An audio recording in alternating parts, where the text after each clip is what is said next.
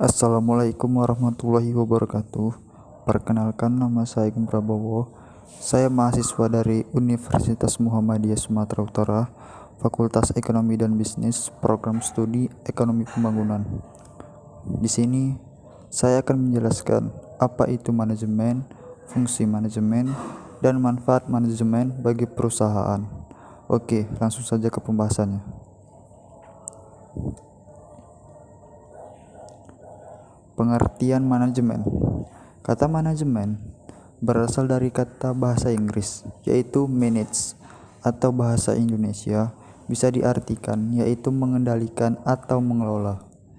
Definisi manajemen adalah suatu seni mengarahkan orang lain untuk mencapai tujuan utama dalam suatu organisasi melalui proses perencanaan atau planning, pengorganisasian, organizing, dan mengelola, controlling sumber daya manusia dengan cara efektif dan efisien.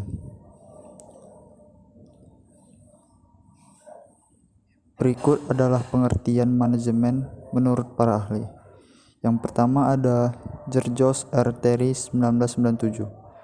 Menurut George R. Terry 1997, manajemen adalah suatu proses yang berbeda terdiri dari planning, organizing, actuating, and controlling yang dilakukan untuk mencapai tujuan yang ditentukan dengan menggunakan manusia dan sumber daya lainnya.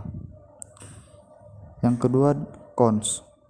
Menurut Cons, manajemen adalah suatu seni yang produktif yang didasarkan pada suatu pemahaman ilmu dan seni tidaklah bertentangan, namun masing-masing saling melengkapi. Yang ketiga, Stoner. Menurut Stoner, ilmu manajemen merupakan proses dalam membuat suatu perencanaan, pengorganisasian, pengendalian serta memimpin berbagai usaha dari anggota entitas atau organisasi, dan juga mempergunakan semua sumber daya yang dimiliki untuk mencapai tujuan ditetapkan. Yang keempat, Wilson.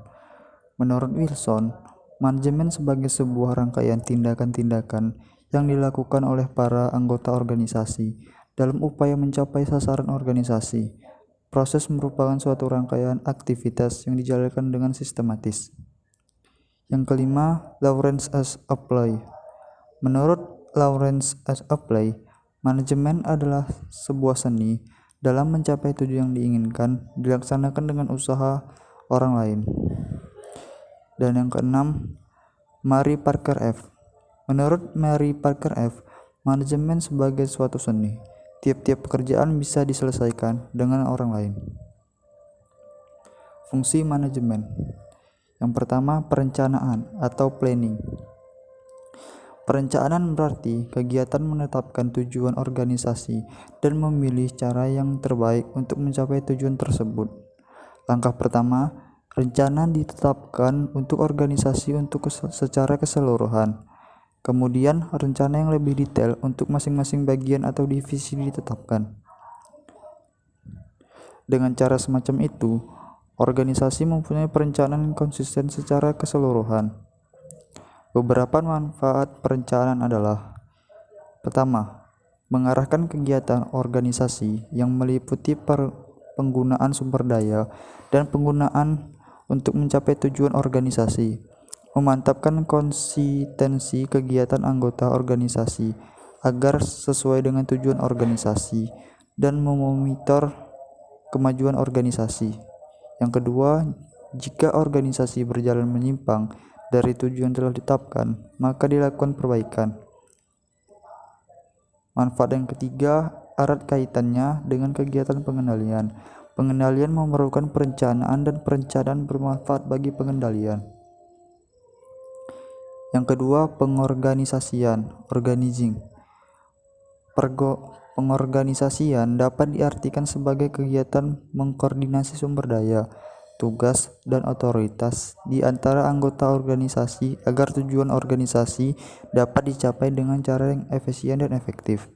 Contohnya, kegiatan di perusahaan kebanyakan di organisasi berdasarkan fungsi pokok perusahaan seperti pemasaran, keuangan, produksi, administrasi, dan personalia.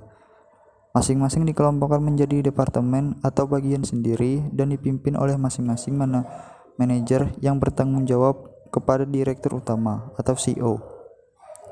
Yang ketiga, pengarahan atau actuating. Setelah struktur organisasi ditetapkan dan orang-orang yang telah ditentukan, langkah selanjutnya adalah membuat orang-orang tersebut bekerja untuk mencapai tujuan organisasi. Manajer perlu mengarahkan mereka dengan cara memberi pengarahan, directing, memengaruhi orang lain, influencing, dan memotivasi orang tersebut untuk bekerja. Pengarahan sering dikatakan sebagai kegiatan manajemen yang saling menantang dan paling krusial karena langsung berhadapan dengan manusia. Manajer perlu mengarahkan mereka dengan memberi pengarahan, directing. Pengarahan sering dikatakan sebagai kegiatan manajemen yang paling menantang dan paling krusial sebagai berhadapan dengan manusia. Yang keempat, pengendalian atau controlling. Tahap terakhir pada proses manajemen adalah pengendalian. Pengendalian bertujuan melihat apakah kegiatan organisasi sesuai dengan rencana atau tidak. Fungsi pengendalian meliputi 4 kegiatan, yaitu menentukan standar prestasi, mengukur prestasi yang telah dicapai selama ini, membandingkan prestasi yang telah dicapai dengan standar prestasi, dan melakukan perbaikan jika ada penyimpangan dari standar prestasi yang telah ditentukan.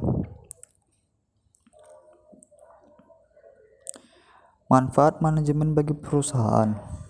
Keempat fungsi manajemen di atas, jika dijalankan secara cermat dan sistematis, dapat memberi manfaat sebagai berikut.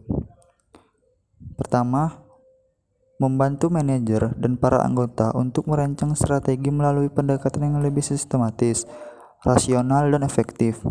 Yang kedua, mendapatkan hasil yang maksimal melalui proses yang menyeluruh. Proses tersebut tentunya harus dilaksanakan sesuai dengan fungsi manajemen. Yang ketiga, manajemen akan memudahkan kita untuk menyajikan kerangka kerja untuk jangka pendek maupun jangka panjang, sehingga target pun akan lebih mudah untuk ditentukan. Yang keempat, membantu proses alokasi sumber daya yang efektif. Yang kelima, mendorong tumbuhnya sikap profesional dalam diri setiap anggota organisasi yang diberikan kepercayaan untuk menjalankan tugas. Mungkin ini saja yang dapat saya sampaikan. Lebih dan kurangnya saya mohon maaf. Assalamualaikum warahmatullahi wabarakatuh. See you.